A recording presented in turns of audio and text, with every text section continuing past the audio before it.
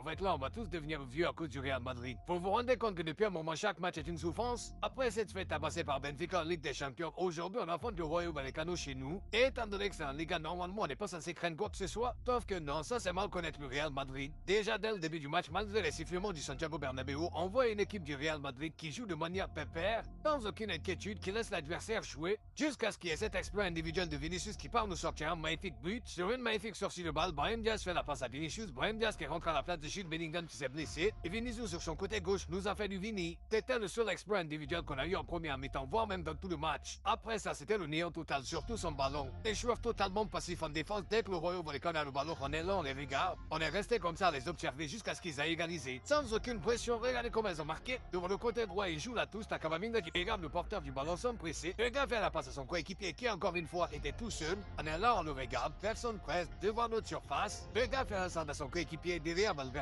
Remise de la tête. But. Voilà, tout ça avec un Real Madrid observateur. Et juste après, ça s'ensuit des séries de ratés. Kylian Mbappé qui rate, Rodrigo qui rate. Et par coup de chance, t'as le Rayo Vallecano qui prend un rouge. Et c'est là que commence le cirque du Real Madrid quand tout va mal. Se jeter dans la surface dès qu'on est sur dessus. Regardez-moi ça. Deux joueurs qui font exprès de tomber dans la surface. On les touche même pas. Franchement, c'est honteux. Et bien évidemment, un moment ou un autre, il fallait qu'il y ait pénalty pour le Real Madrid. On l'obtient. Et Kylian Mbappé qui était nul à chier depuis le début prend le pénalty et il le marque. Ça, c'est le résumé du Real Madrid aujourd'hui. C'est tellement pitoyable.